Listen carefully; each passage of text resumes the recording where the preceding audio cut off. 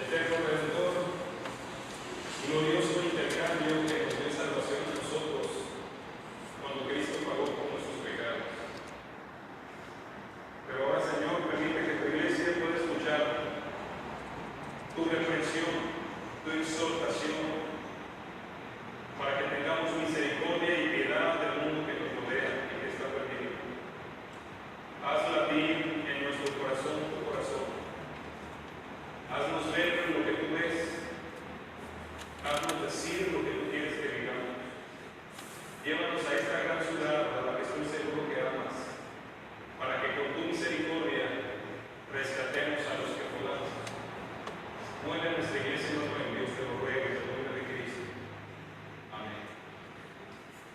Yo no sé si usted se ha puesto a pensar, hermano, que desde la eternidad el Señor había escogido a alguien para que a través de la predicación de ese alguien usted hoy pudiera decir que es un redimido, que es un hijo de Dios.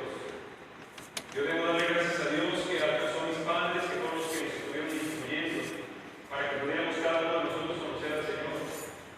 Tengo que agradecer por la vida de un evangelista que se llama Guillermo Villanueva, porque fue el que Dios utilizó para convencerme de que lo que yo sabía era solamente intelectual y tenía que tomar una decisión real.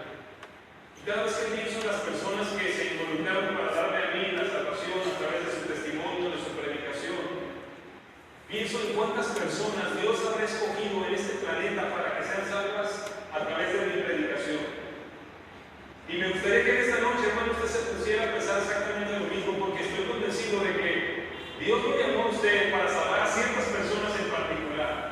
Hay algunas personas escogidas que deben escoger a Dios porque usted les va a compartir el evangelio. Y que esas personas, hermano, están ahí, por aquí alrededor de donde usted se desarrolla, donde usted vive, donde usted estudia o trabaja, esperando el momento en que el escogido para salvarles con el mensaje de salvación tenga la oportunidad, el deseo y el compromiso de predicarles el evangelio. Porque quiero pensar en Nínive, una ciudad de más de 120,000 personas que Dios escogió que fueran salvas por la predicación de un hombre en particular, Jonás.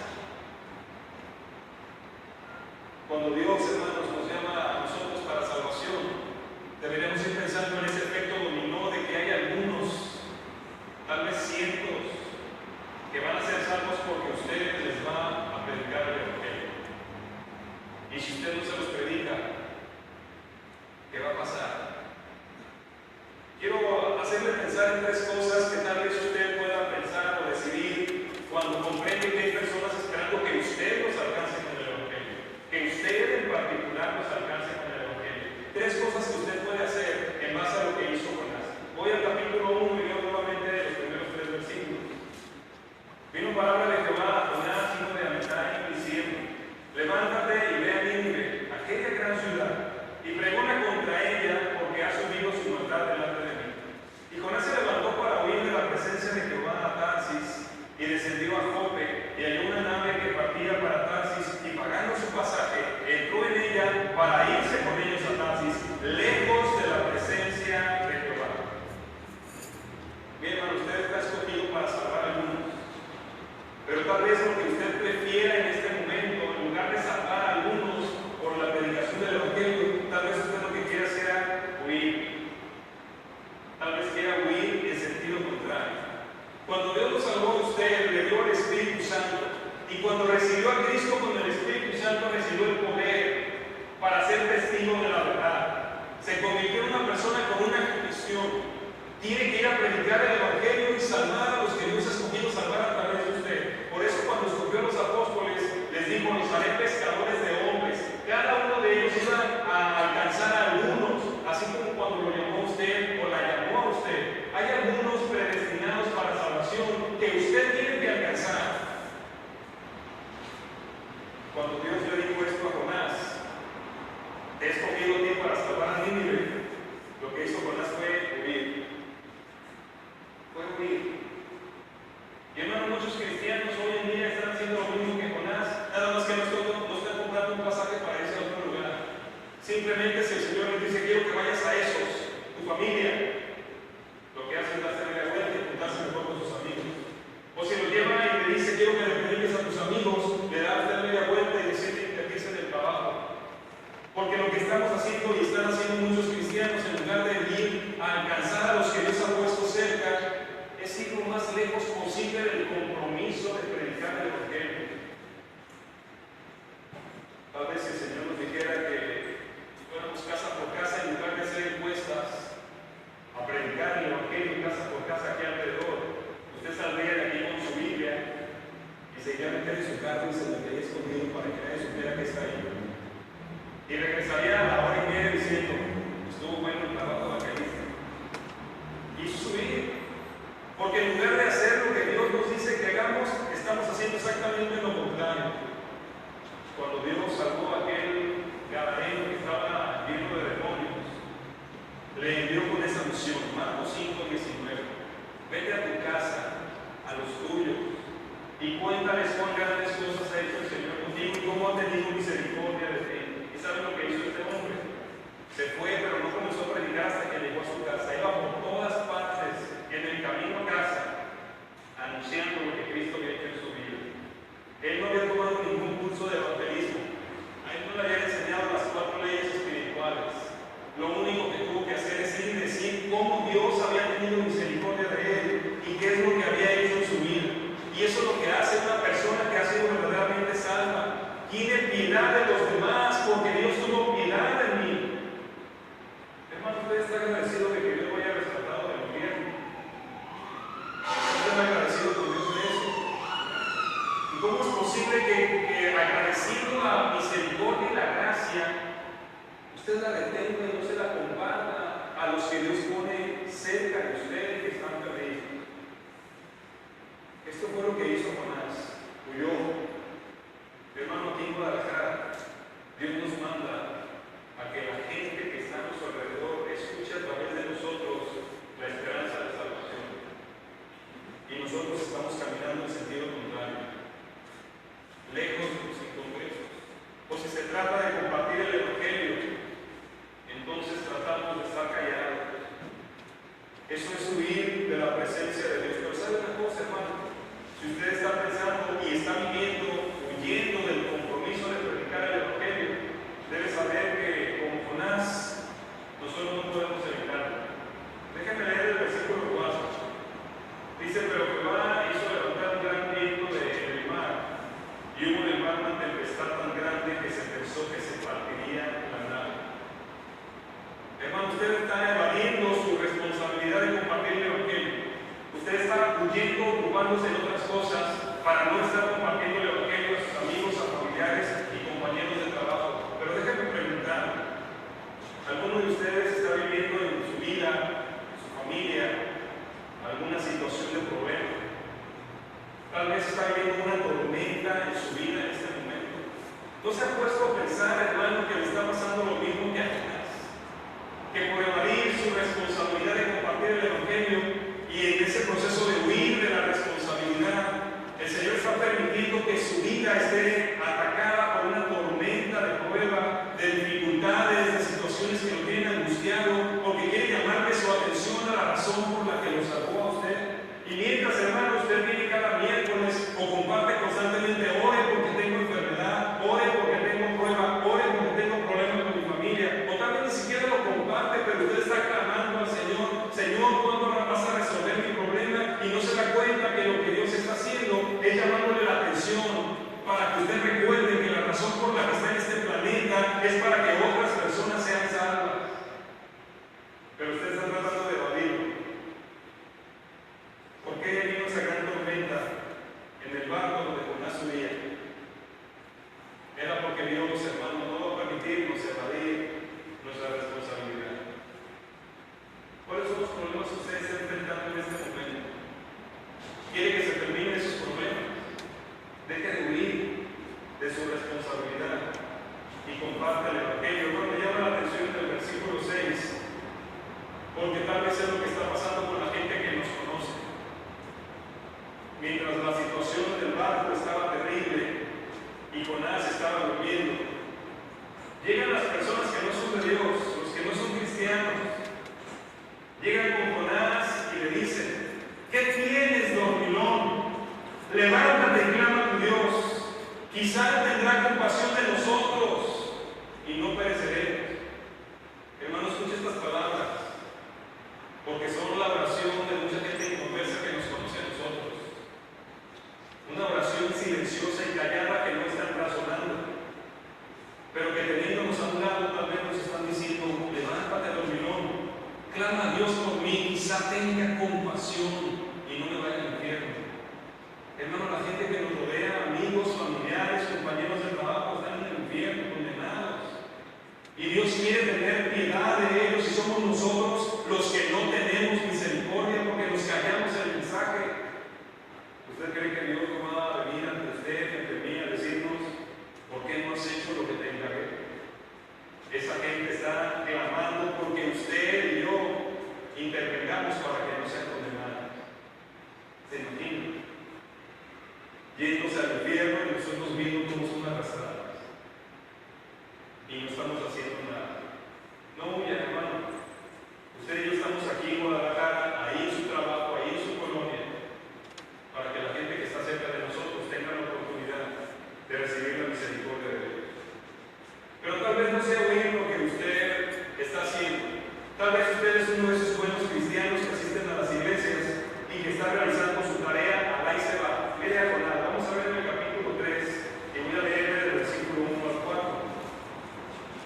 Vino palabra de Jehová por segunda vez a Jonás diciendo: levántate y ve a Nínive, aquella gran ciudad, y proclama en ella el mensaje que yo te diré. Y se levantó Jonás y fue a Nínive conforme a la palabra de Jehová. Y era Nínive ciudad grande en extremo de 3 días de camino. Y comenzó Jonás a entrar por la ciudad camino de un día y predicaba diciendo: de aquí a 40 días Nínive será destruida. Miren, hermano, brinqué el capítulo 2, pero parece, y lo dice la palabra de Dios, que Jonás tuvo un encuentro con Dios después de haber huido y lo tuvo dentro de un gran pez. Dice esa historia, ¿verdad? No era una ballena, era un gran pez. Dios le hizo un llamamiento ahí dentro del pez, porque él no estaba cumpliendo la misión que Dios le encargó, porque él estaba siendo negligente a lo que Dios le había mandado. Él le había dado una gran comisión y él no la estaba haciendo. En el capítulo 2, versículos 9 y 10, cuando tiene este encuentro Jonás con Dios, Jonás le dice esto a Dios: mas yo con voz de alabanza te ofreceré sacrificios, pagaré lo que prometí, la salvación es de Jehová. Y mandó Jehová al pez y vomitó a Jonás en tierra. ¿Qué dice que no? Jonás: Señor, ya entendí, voy a cumplir mi promesa. ¿Sabe cuál era esa promesa? Yo voy a hacer lo que tú me digas. No es lo que dijimos cada uno de nosotros cuando fuimos bautizados. Yo voy a decir lo que tú me digas. Y el Señor dice: ve y predica. Y Jonás no lo había estado haciendo. Y entonces rectifica y dice: voy a cumplir mi promesa. Pero entonces dice el capítulo 3, nuevamente comienza, pero ahora Jonás comienza a hacer la obra de Dios, pero no la hace de muy buena gana, como algunos cristianos. Porque nos dice la Biblia que la ciudad de Nínive estaba más o menos de extensa, que caminando usted la recorría en 3 días. ¿Y saben cuántos días la recorrió Jonás predicando? Dice que en un día de camino. ¿Cómo iría Jonás? A lo mejor subió una moto, ¿verdad? Se van a destruir Nínive, se van a destruir Nínive, creen en Dios. Obviamente que lo estaba haciendo de una manera porque en el fondo aún no quería que ninguno de ellos se convirtiera. Así que no lo hizo bien. Lo hizo, pero lo hizo a su manera. No tuvo la tranquilidad de irlo predicando, sino que él fue predicando así rápido, tratando de que nadie entendiera lo que estaba predicando. Eso es obedecer a Dios, alá y se va. Y tal vez es lo que estamos haciendo nosotros. En lugar de tomar el tiempo y la conciencia de que es la razón de nuestra existencia, en lugar de ser conscientes de que estamos aquí para salvar al mundo, nosotros estamos tratando de hacerlo alá y se va. Cada domingo, cada fin de mes, hermanos, tenemos un domingo de salvación como el próximo. Y tal vez algunos de los que se comprometen a orar y a invitar, el sábado en la noche le dicen a su amigo: oye, no puedes venir mañana al templo. No, fíjate que soy bueno, hice mi intento, cumplí mi parte. Tal vez después de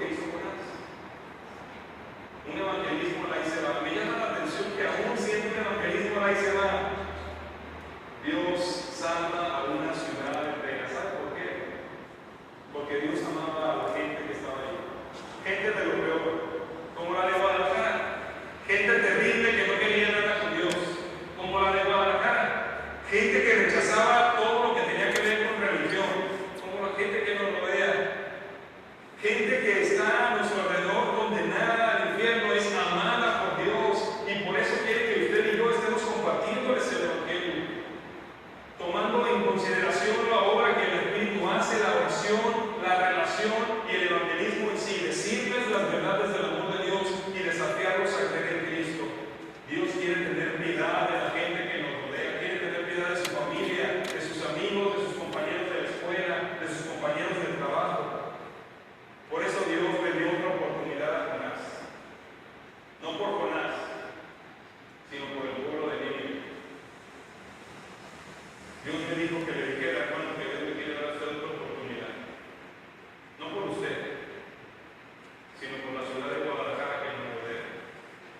Dios quiere darle a usted, como su hijo, una nueva oportunidad de hacer lo que tiene que hacer y hacerlo bien. ¿Sabe qué pasó con esa predicación a la carrera? En el capítulo 3, versículos 4 y 5. Y comenzó Jonás a entrar por la ciudad camino de un día y predicaba diciendo: de aquí a 40 días Nínive será destruida. Y los hombres de Nínive creyeron a Dios y proclamaron ayuno y se hicieron de silicio desde el mayor hasta el menor de ellos. Y llegó la noticia hasta el rey de Nínive. Se levantó el rey de su silla, se despojó de su vestido, se cubrió de silicio, se sentó sobre ceniza e hizo proclamar. ¿Quién fue el que predicó? Jonás, el rey. Porque el rey dice que proclamó ahí en versículo 7: por mandato del rey de sus grandes, hombres y animales, bueyes y ovejas, no gusten cosa alguna, no se les dé alimento ni beban agua, es decir, ayunen todos, cúbranse de silicio. Estaba convocando al arrepentimiento. Conviértase cada uno de su mal camino de la rapina que hay en sus manos. ¿Quién sabe si se volverá y se arrepentirá Dios y apartará el ardor de su vida y no pereceremos? ¿Quién fue el que dijo esta predicación? Un inconverso. Tal vez fue de los que estaba por ahí en el balcón cuando pasó Jonás en la moto, ¿verdad? Va a ser destruida Nínive, y él escuchó y creyó. Y entonces él fue el que transmitió ese mensaje. Hermanos, porque la misericordia de Dios no se va a detener si nosotros no hacemos nuestro trabajo. La misericordia de Dios va a llegar a la gente que ha escogido.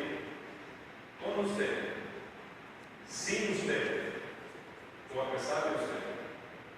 Conmigo, sin mí, o a pesar de mí. Él va a rescatar a los escogidos. Pero qué terrible, hermano, que sin usted al que escogió para alcanzar a algunos, usted se pierda la bendición. ¿Por qué? Porque no quiere cumplir con su responsabilidad. ¿Tendrá usted piedad de la gente que le rodea aquí en Guadalajara? ¿O no? La última cosa que quisiera mostrarle en el ejemplo de Jonás. Si usted tal vez quiera huir, o tal vez quiera ayudar a la ICEBA, haciendo algo solamente porque algunos puedan salvarse, hay una tercera opción que vemos aquí en la vida de Jonás en el capítulo 4. Lo leímos hace un momento, a partir del versículo 5. Cuando terminó esa predicación, Jonás salió de la ciudad y acampó hacia el oriente, y se hizo allí una enramada. Se sentó debajo de ella a la sombra, hasta ver qué acontecería en la ciudad. ¿Qué estaba esperando ver Jonás? Destrucción. Misericordia, no. Piedad para un pueblo pecador, no. Merecen ser destruidos. Así que se preparó un techito, ¿verdad? Y dice que Dios preparó esta calabacera, es decir, Dios preparó que en lo que él se construyó, la calabacera le hicieron una sombrita bien hermosa. Él estaba con nada, abajo de la sombrita, en el monte viendo, a ver en qué momento cae fuego del cielo y destruye a estos pecadores. Se lo merecen. Así que estaba muy a gusto. Pero entonces Dios da esa calabacera y se seca. ¿Y qué hace Jonás, hermano? Se enoja y dice: me enojo hasta la muerte, me quiero morir de coraje. ¿Por qué? Porque destruiste esta calabacera, porque el sol me está calando, porque me está doliendo la cabeza. ¿Cómo es posible, Dios, que destruyas algo tan bonito que has hecho para bendecirme? Y es cuando viene la última pregunta de Dios. Porque tal vez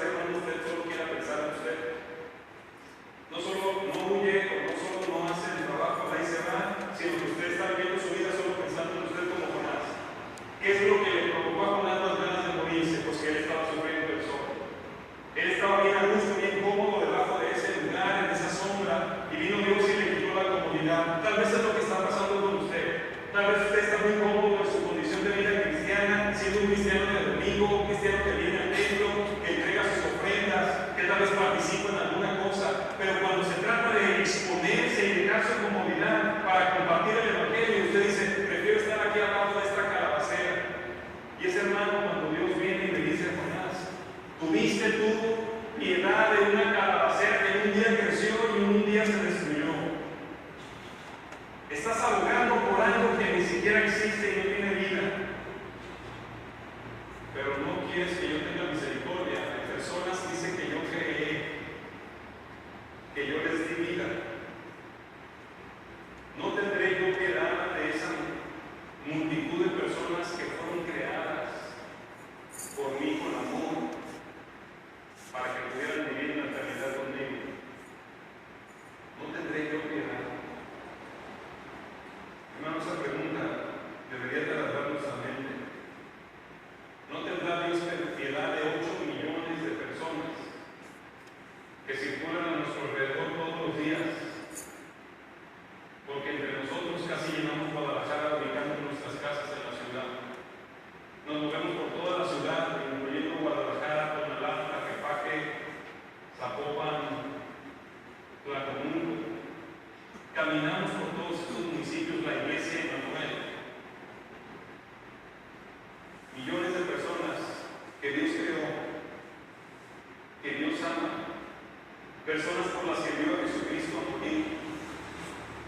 Y porque usted y yo estamos callando, quejándonos porque no nos alcanza el sueldo, quejándonos porque en la iglesia no se están haciendo las cosas bien, quejándonos porque la enfermedad, porque el calor, porque no tengo para un nuevo pantalón, para un nuevo carro, quejándonos por cosas que no tienen importancia. Dice Dios, tú estás lamentando de todas esas cosas y yo no voy a tener piedad de estas millones de personas que creé para amarlas. Hermanos, si no oímos esta pregunta de nuestro Dios de misericordia, pues nos pone cara. Dios